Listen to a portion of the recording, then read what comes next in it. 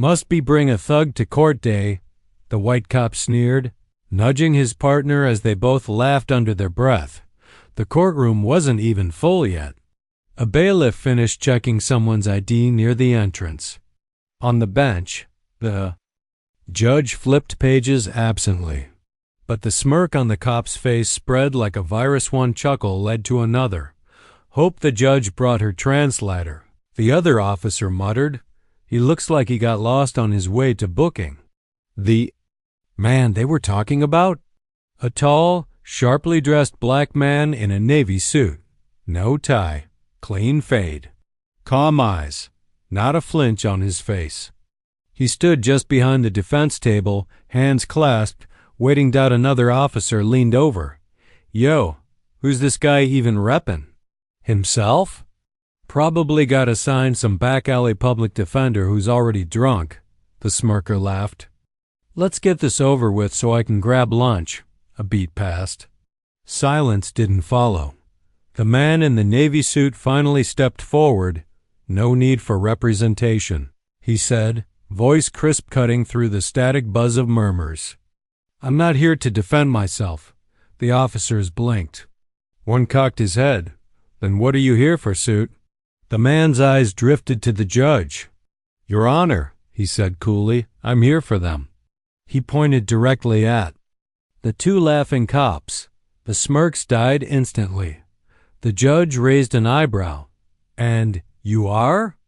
The man stepped closer, reaching inside his jacket pocket, not hurried, not slow. Courtroom protocol froze for a millisecond. An officer's hand went near his holster. A bailiff shifted her stance. Then the man pulled out a badge. Not leather. Not cloth. A silver federal badge, gleaming, official. Director Nathaniel Grant. Federal Bureau of Investigation, he said calmly. Internal Affairs Division. The room sucked in a collective breath like it had just missed a step on marble. Stairs. One of the officers turned pale. Wait, what? I've been leading an investigation into targeted abuse during traffic stops, Director Grant said, voice cool, practiced, undeniable. These two officers flagged 37 black drivers in 90 days. No other race, not even once. The laughter was long gone. The judge straightened. Officer number 1 stammered. We were told it was just a minor ticket review. Oh, I know, Grant said. You were told a defendant would be present, not the man preparing to submit a federal misconduct report. That includes time-stamped footage, GPS logs, and over 40 community affidavits. No one moved. Not the clerk. Not the defense table. Not even the ceiling fans. Director Grant turned to the second officer, the one who'd made the translator comment. You want a translator, Officer Green? Grant asked, his voice now a quiet blade. Or are you clear on what obstruction of justice means? The cop's mouth opened, closed. No words. Director Grant turned to the judge again. Your Honor, I'd like to formally request a recess to present the preliminary report and to suggest both these officers be escorted from this courtroom, pending administrative leave. The judge was already nodding. Granted, she said. Quietly, 2 more bailiffs had moved in behind the officers. Their uniforms were the same, but the power balance had flipped completely. Stand up. One said, You've got to be kidding me. One officer muttered. No, Director Grant replied. What's kidding is assuming you could laugh at a black man in a courtroom and think you understood who you were laughing at. He turned, walked away, calm. No swagger, no smile, just the silence of a courtroom that now understood exactly who held the highest badge in the room. Look, the assistant district attorney said, sliding into the conference room like he owned the air. We appreciate the bureau's enthusiasm, but let's not blow this out of proportion. Director Grant didn't even glance up. He was scanning printed records, one hand adjusting a paperclip. A flash drive lay on the table like a weapon. 37 black drivers. 0 white, That's not enthusiasm. That's evidence, Grant said, not looking at him. The Ada Wesley Trask, according to his badge, gave a tight chuckle. You know how traffic patterns work. Maybe they just pulled over the wrong folks. Bad luck. 37 times? Trask leaned forward. Look, Director, Internal Affairs cases don't usually go through open court ambushes. That felt theatrical. Grant finally raised his eyes. You're worried about the method, he said slowly. Not the misconduct. Wesley held up his hands. We're just saying there's a process. Suspension paperwork, arbitration, quiet investigations. Grant tilted his head. Quiet is how men like them keep their jobs. The air in the room thickened. A junior clerk peeked through the door, holding a file nervously. Director Grant? This just came in. You might want to see it. He accepted the file. Opened it. Paused. His eyes scanned quickly, but something shifted. Barely. His fingers tightened on the page. Wesley noticed. What? Something interesting? Grant didn't answer. He reached into his jacket and pulled out a pen. This is a stop report, he said finally, from 4 months ago. Location matches 2 other flagged incidents, but this one's different. How so? No citation, no recording. But there's a complaint attached filed by a teenage girl. He held up the paper. She reported that the officer told her to get used to being pulled over if she looked like that, then made her step out of the car while he ran her ID for 40 minutes. Wesley shifted uncomfortably. That's subjective. And again, maybe it's being addressed.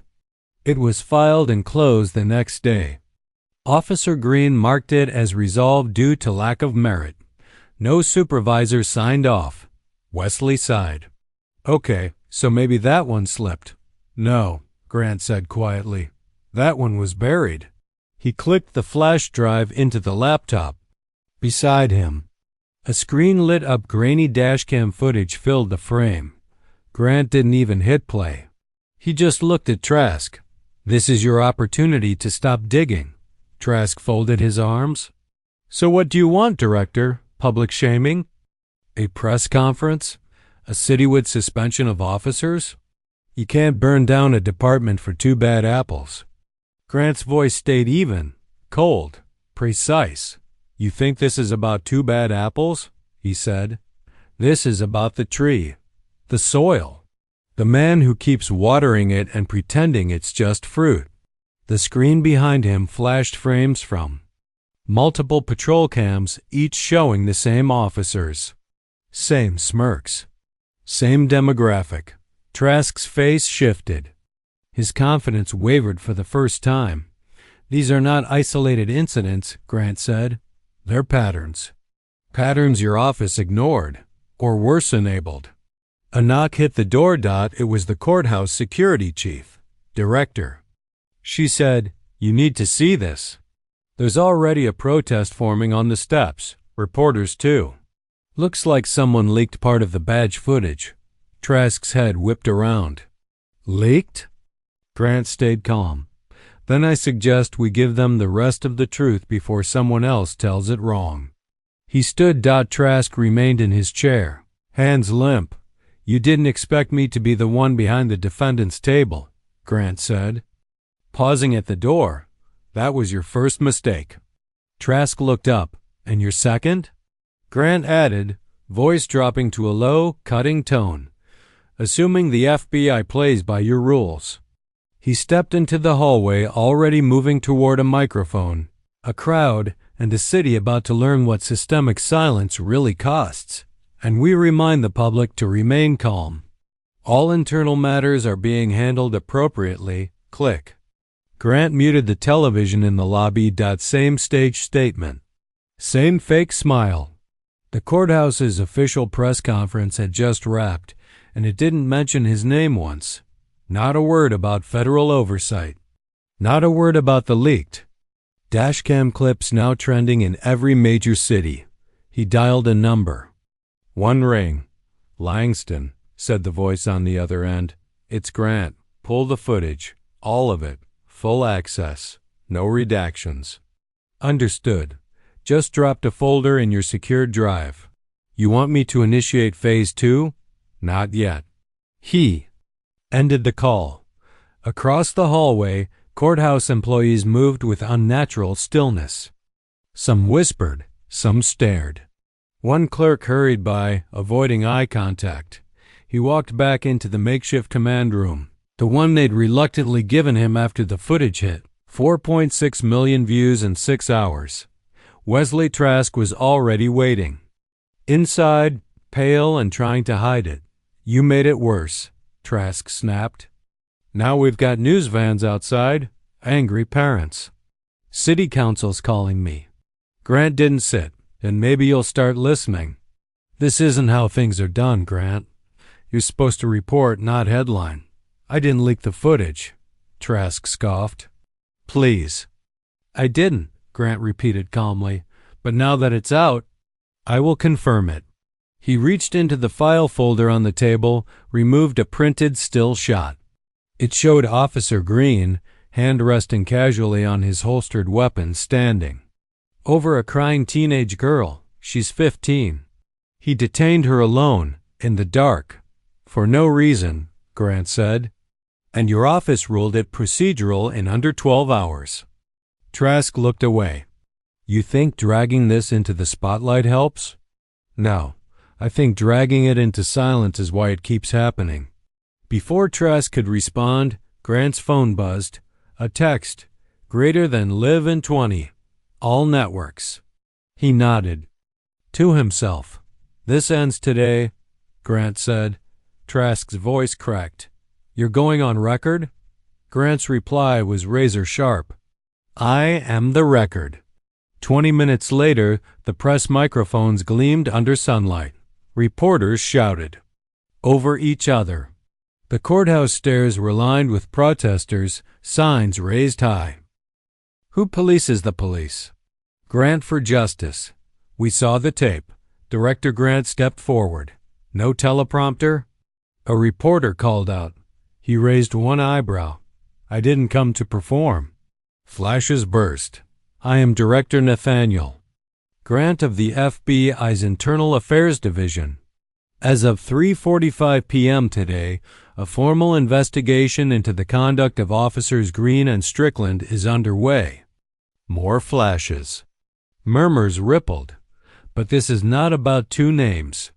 This is about a system that teaches officers they will never be held accountable if their target is the right color." Silence. A single cough. Then nothing. Grant continued, his tone measured but lethal. "This isn't about bad training, or bad moods, or isolated stops. This is about targeting, repetition, predatory policing disguised as routine." He held up a flash drive. "On this device are 47 clips. 47 stories, every one of them ignored. Every one of them real." Reporters leaned forward. Hands flew up. "But I'm not here to answer questions." "I'm here to ask one," Grant said, scanning the crowd. "To every officer watching. This, if there were no cameras, would you still treat us the same?" His words echoed. Then he walked off. No notes, no handshake. No pause for applause.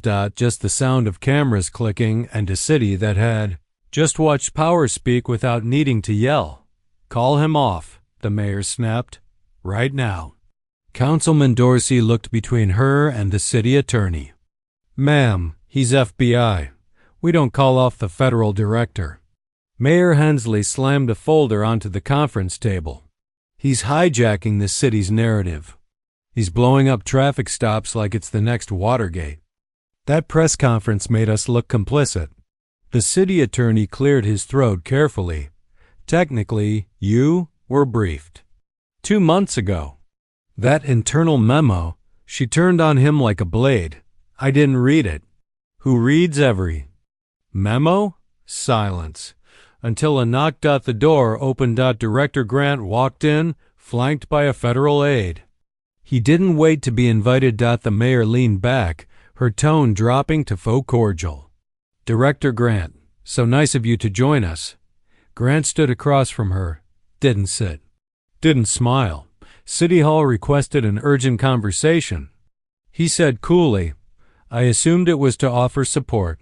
The mayor gave a thin laugh. "No, we called this meeting to discuss scope. You've created a public panic. Every officer is on edge. Parents are afraid. We need to get ahead of this. Control the message." Grant raised one brow. "Control the message, not the misconduct?" "Don't twist my words. I didn't have to," he said. They twisted themselves. Councilman Dorsey tried to step in. "Director, look, we understand your passion, but optics matter. The city's under pressure. We have elections next year." "Your actions, my actions?" Grant cut in sharply. "You're worried about elections while citizens are afraid to pick up their kids from school without getting profiled." The mayor folded her arms. "This isn't just about race. It's about procedure. You're bypassing local review boards. Chain of command. The unions are furious." Grant didn't blink. "You want to talk about procedure?" He pulled out a stack of documents. "These are 17 complaints filed against Officer Green in the last 2 years. 11 were dismissed, not reviewed, just tossed. 4 were lost, 2 were tagged pending, and never followed. Up." He placed them on the table like knives. Mayor Hensley looked at them, her face tight. "You're trying to blow up our department," she said. "No," Grant replied. "I'm trying to stop you from pretending it isn't already burning." She stood. "Watch your tone." Grant leaned in, voice quiet now, cutting. "You're upset I'm speaking publicly. But if I hadn't, you wouldn't be sitting here right now. You'd still be at brunch, still writing speeches about unity while teenagers get pulled over for looking suspicious in hoodies." The city attorney whispered, "We could move to block the release of the rest of the footage." Grant snapped his fingers. The federal aide placed a flash drive on the table. Another, then another. "Too late." Grant said, "It's all ready. Scheduled. 5 p.m. All networks, all devices. This time with names and badge numbers." The mayor's voice cracked. "You'd make enemies at the highest level for this?" "No," Grant replied. "I'd make change." He turned, walking to the door, but paused. "By the way," he added, not even facing them, "you might want to prep a response for tomorrow's headlines." "Why?" Grant glanced over his shoulder, eyes sharp.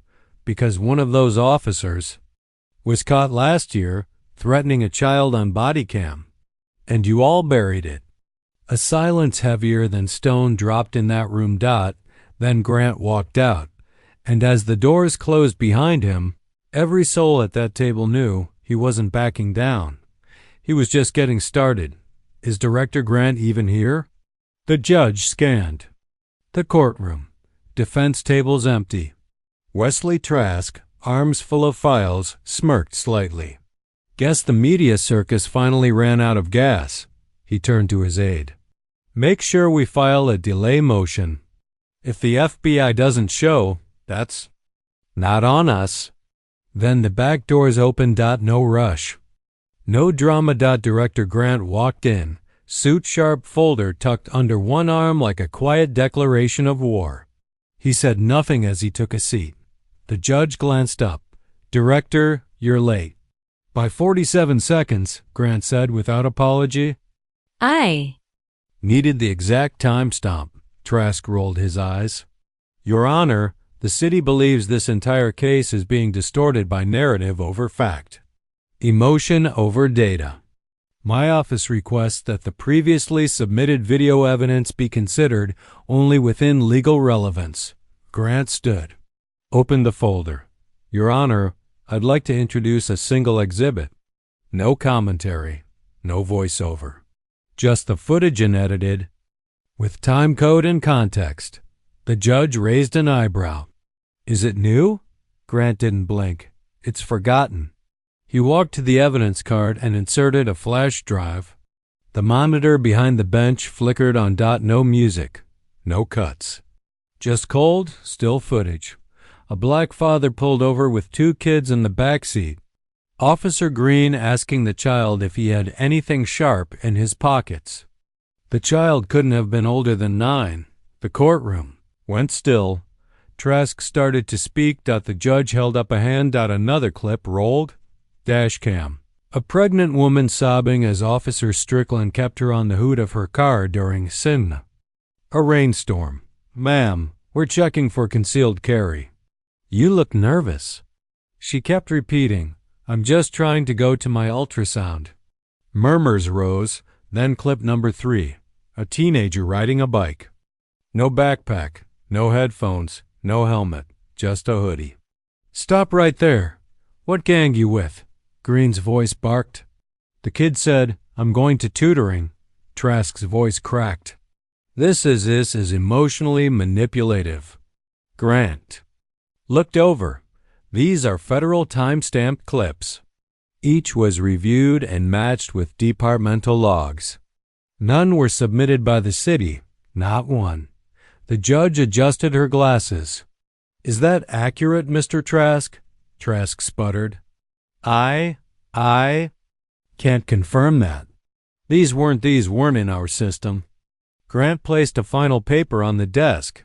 These are the original citizen complaints. Marked resolved. Never filed in court. Never reviewed. Signed only by the officers themselves. The judge took a silence again. Even the stenographer had slowed. Stunned by what she was typing, Grant stepped back. Didn't add a speech. Didn't raise his voice. He didn't have to. The screen behind him said everything. The judge spoke slowly. I am moving forward with immediate judicial review of the officers in question. I will also be recommending an audit of the city's internal complaint process. Trask tried to respond, but the judge cut him off. And Mr. Trask any more. Objections, and I will begin reviewing your office's role in obstructing these filings. Gasps, a few muffled laughs. Trask sat back like he'd been struck. Grant collected his folder, walked out. Same as always, no dramatics, but by the time he reached the courthouse steps, a crowd was already cheering, not because he shouted, because he proved what they'd known all along, and did it without breaking a sweat. Welcome back. With us tonight is FBI Director Nathaniel Grant, currently leading the controversial investigation into local law enforcement. Director, thanks for joining us. Grant nodded once. Evening. The studio lights were sharp, cold, the kind that exposed sweat. Anchor Jenna Cole smiled thinly. She flipped her note cards with unnecessary flair. Director, you've been making headlines. Some say you're standing for justice. Others say you're staging a media circus. How do you respond? Grant looked directly at her. I prefer results to headlines, and justice over comfort. She blinked. So you don't think you're inflaming tensions? I think silence did that long before I showed up. The first jab had landed, but she didn't flinch. Let's talk numbers, Jenna continued, tilting her head. Out of over 10,000 stops citywide last year, you've submitted evidence on just 47. That's less than 0.5%. Is that really a crisis or cherry-picked outrage? Grant leaned forward slightly. You've quoted 10,000 stops, he said. Let me give you a different number. 6. That's how many complaints were filed by black teens in a single zip. Code. Same officers, same phrases. She interrupted. But what if those teens misunderstood standard procedure? He turned slightly, voice cool as steel. One of them was 11 years old, held face first on a sidewalk for matching a vague description. Another was searched for bulky pockets. He was holding a science trophy. The control room went quiet. Even the cameraman held his breath. Jenna pressed on. But what would you say to viewers who feel you're dividing us? That you're painting all officers with the same brush? Grant paused. Just long enough. Then, My father was a father's cop, he said. That wasn't on her cards. He patrolled the night shift for 27 years. Never once drew his weapon. Never once profiled a kid because he wore sneakers instead of loafers. Jenna's face shifted. Grant leaned in slightly. So when you say I'm painting everyone with a brush, what you're really asking is, why am I showing the stains that were already there? Jenna looked down at her notes. For the first time, her voice wavered. Well, some say you're doing this for personal gain, fame, maybe even political aspirations. Grant gave a faint smile. If I wanted a campaign, he said, I'd have picked a safer target than 2 armed officers, a courthouse, and an entire city council. Audience laughter slipped through the live feed. Jenna's smile was gone. Final question, she said, almost sharp now. Do you really believe these officers are part of a larger system, or are you just trying to turn this into a national issue? Grant looked straight into the camera. I'm not trying to turn this into anything. I'm just showing you what's already there. He slid a file onto the table. For any viewer who thinks this is isolated, I invite you to read these tonight. They're public now. Sealed cases, silenced ones, buried ones. Jenna reached for them, but he was already standing. Thanks for having me. He walked off set as the director waved frantically from behind the camera. The credits rolled with No Music. Social media exploded in real-time. Grant did not flinch. #Science Trophy #. He said 6 by midnight. The full interview had over 18 million views. And for the first time since the investigation began, the media was on the defensive. Close the door, director. The words were casual. The tension behind them was not. Grant stepped into the high-floor DC office of Assistant Director Morgan Shaw, his superior. The walls were glass, but the blinds were pulled tight. No witnesses. No cameras. Just career consequences. Morgan sat with his arms folded, a folder on the table in front of him. His fingers tapped once, twice. You've got senators calling, he began, voice flat. Mayors, governors. Even the Bureau's PR team doesn't know what to spin anymore. Grant said nothing. Morgan's eyes flicked up. You went off script. Nate, that's not how we operate. Script's been broken for years, Grant replied quietly. Morgan sighed. Look, I'm not saying you're wrong, but you're becoming the story. You're not the cop behind the curtain anymore. You're on every screen in the country. Grant nodded. That was the point. I need you to understand, Morgan said, voice hardening. There's a limit. You push too far, the system pushes back. You've made powerful people uncomfortable. Grant stepped forward. So did every person in those tapes. Silence. Morgan opened the folder. Inside were photos, protests, headlines. A death threat note mailed to the Bureau. We can't protect you from everything, he said. I didn't ask for protection, Grant replied. I asked for permission to do my job. You gave it. Now you want to take it back. Morgan's jaw tightened.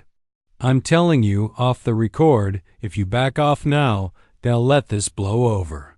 You get a promotion, a new city, quiet success, or you keep going and you get burned, slowly. Bureau budget cuts, delays, internal reviews. You won't see it coming, but it'll happen. Grant didn't blink. I don't need the seat, he said. I just need a clear table. Then, knock at the door. It opened. And in walked Deputy Director Alicia Monroe. Every head in the Bureau knew her name. She was rarely seen, never contradicted. Close the file, she said to Morgan. He froze. I said close it. He obeyed. She turned to Grant. Nathaniel, good work. Grant blinked just once. Ma'am? Monroe walked over, dropped a sealed envelope on the table. Authorization for continued investigation. Full scope. Unlimited jurisdiction.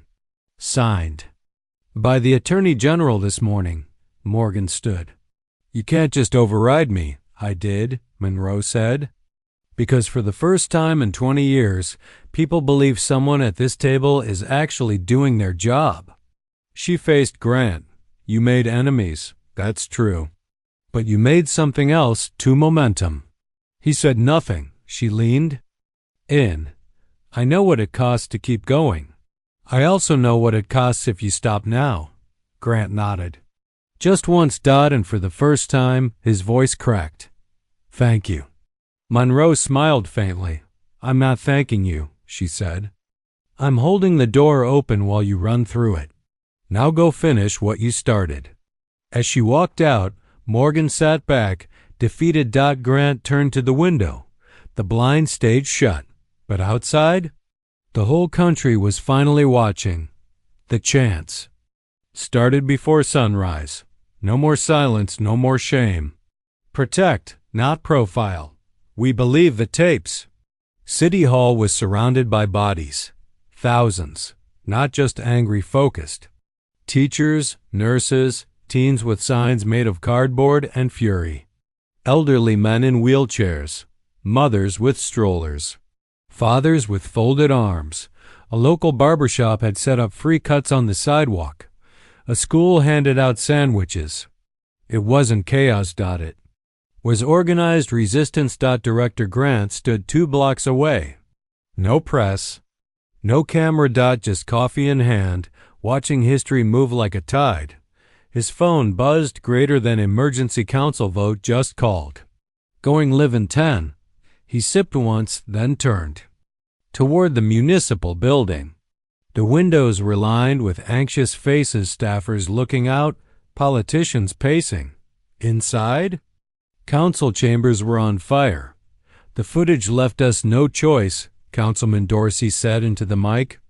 The community has spoken. The current complaint system is dead. It's being replaced. Gasps. Reporters raised their phones. Dorsey continued. We're establishing a new independent civilian oversight board, elected, not appointed. No ties to law enforcement. Starting immediately. Mayor Hensley sat in silence. The crowd outside roared loud enough to shake the glass. We're also suspending officers Green and Strickland without pay, pending federal prosecution. This time, the room didn't erupt. It exhaled, like someone had finally opened a window. Outside, news anchors scrambled to keep up. Inside, Director Grant never spoke a word. He sat in the very back row, unseen, unnoticed. A young black woman at the podium addressed the chamber next. Her voice was steady. My brother was stopped 3 times. By Green. Once on the way to his school orchestra concert. He plays violin, but Green asked if he was carrying drugs in the case. She paused. That footage. You've all seen it now. It wasn't just bias. It was humiliation. Repeated. Institutional. And if not for Director Grant and the tapes, none of you would be listening today.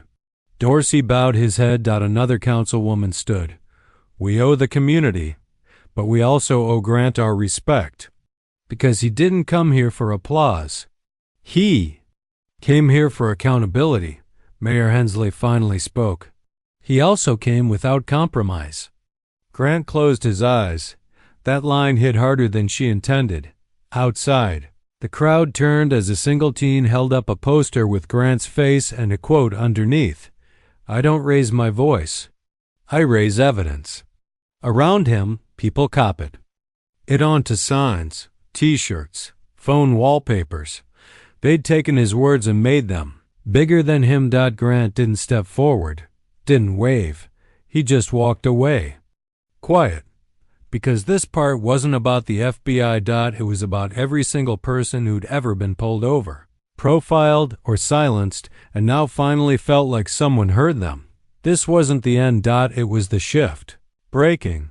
FBI director under ethics review after alcohol incident photo leaked. The banner flashed across every morning show screen. Grainy images. Grant at a dinner, a wine glass in hand. A woman leaning in mid-laugh. Headlines spun faster than facts. Improper conduct? FBI's rising star falls to scandal? Justice. Warrior or just another politician? By noon, every media outlet had the same talking points. Misuse of public image, inappropriate personal behavior, sources. Questioning his mental fitness, but Grant didn't respond. Not on air, not on social media, not in a press release. He walked into his office that morning like it was any other Monday, pulled the blinds, turned off his phone. And kept working. His aide Jordan stormed in. "Sir, you need to. This is coordinated. Someone's trying to end this." "I know," Grant said calmly. "You're just going to let them drag your name through every headline?" Grant looked up slowly. "Have I ever needed to defend my character?" Jordan paused. "No, but perception is power." Grant nodded. "Then let them waste theirs." The storm raged for 2 days. A morning show anchor suggested he had anger issues. A political blog hinted at an improper relationship with a subordinate. Commentators speculated.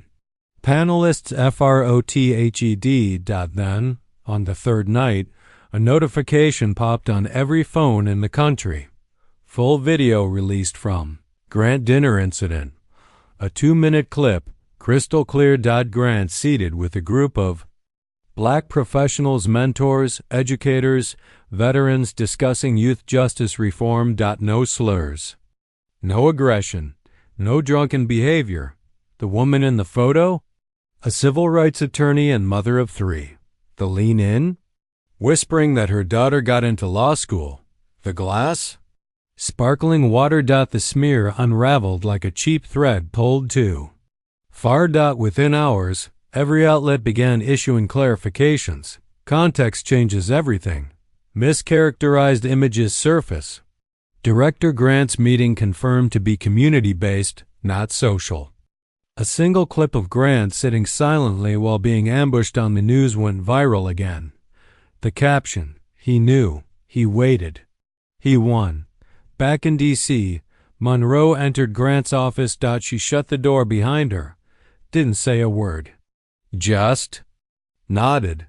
"You handled that better than I would have," she finally said. Grant smiled faintly. "That's why I got the badge." She raised an eyebrow. "You still want it?" Grant paused. Then nodded. "This isn't finished." Across the city, a mural was being painted. Grant's silhouette. The quote beneath, "You don't fight noise with more noise. You fight it with truth." Students passed it on their way to school. A boy with braids stared at it for a long time, then pulled out a notebook and wrote one word. Director. Case number 447B, State of Redacted versus Officers Green and Strickland. The bailiff's voice echoed through the same courtroom where it all began. Same worn wood. Same judge, but the air was different, tense. Charged. Director Grant sat quietly on the back bench. No cameras, no microphones, just his presence. The officers sat at the defense table, stone-faced. Their lawyers whispered. Trask sat behind them, pale and deflated. The courtroom was full, but still, like it knew this was history. The judge adjusted her robe. After extensive review of evidence presented by the Federal Bureau of Investigation, the court finds sufficient cause to proceed to criminal trial against both officers for civil rights violations, obstruction of justice, and falsifying public records. Gasps. A few people exhaled audibly. One woman covered her mouth. The judge continued. Additionally, I am ordering a permanent injunction on these individuals' ability to serve in any law enforcement capacity nationwide. No celebration. Just stunned silence. Then, and, she said, looking over the rim of her glasses, I am recommending commendation for the federal officer responsible for uncovering this pattern of abuse. Her eyes scanned the courtroom. 2. Director Nathaniel Grant. Grant looked up. Everyone turned. The judge nodded. Sir, would you step forward? He stood slowly. quietly, walked the aisle that once held whispers and mockery. Now it held respect. He reached the front. The judge didn't speak for a moment. She just looked at him. You didn't come here to be applauded, she said, but you came anyway. And this court acknowledges that without you, none of this would have seen daylight. She stood. And the courtroom stood with her. First the jury box. Then the observers. Then the bailiff. Then the two officers. Own lawyers. It wasn't applause. It was acknowledgement. A moment louder than claps. Grant didn't speak. He just nodded once and once turned back toward his seat. As he passed through the aisle, people moved aside like a tide parting. At the back, a teenage boy held up a small notebook. On the front, FBI. Underneath, written in marker, I want to be like him. Grant smiled at him just for a second and walked out of the courtroom. No cameras. No mic. Just footsteps. Later that night, back in his office, his aide Jordan entered holding a white envelope. Sir. They approved it. Grant took the envelope. Inside, a signed order. Funding, personnel, authority, a new division. Civil. Accountability. Led by Director Nathaniel Grant. Where do we start? Jordan asked. Grant looked out the window. Then answered, where they stopped listening.